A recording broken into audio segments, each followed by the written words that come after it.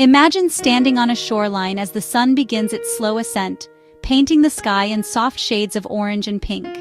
The waves roll in and roll out, a steady, rhythmic pulse against the sand. They crash, then recede. Yet the shore remains. It is solid. It is present. Further out, a great mountain stands on the horizon, unbothered by wind or clouds. It simply is.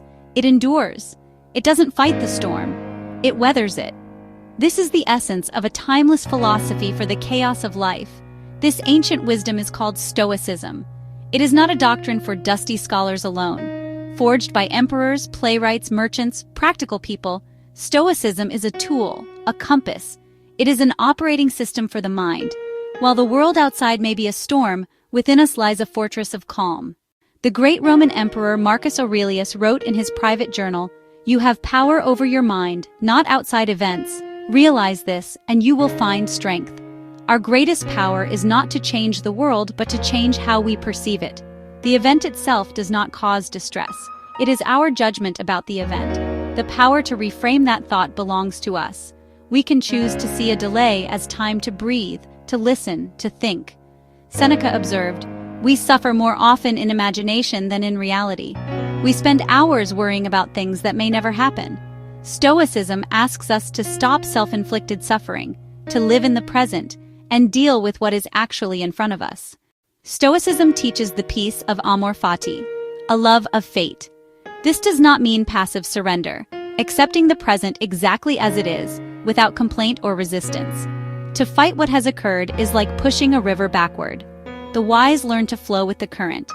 A sailor cannot control the wind but can trim the sails and change course. Use opposing forces to move forward. We cannot control fortune, but we can control our attitude, our choices, our actions. That is our power. Triumphs, tragedies, joys, sorrows, all part of life. Build the best life you can with these as the material. Every obstacle is a chance to practice virtue. Courage, patience, wisdom.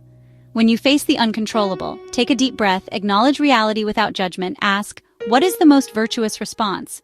Then act. The goal of Stoicism is not life without feeling, but inner tranquility, eudaimonia, not a happiness tied to fleeting pleasures, but a deep, abiding well-being from living by virtue and reason. Peace comes from knowing you did your best with what you could control, and accepting the rest with grace. Begin with reflection. At day's end, review. Where did you act with wisdom and courage? Where did emotion prevail? This is gentle self-correction.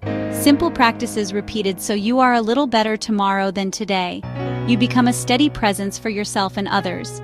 A calm voice in chaos, a quiet example of resilience.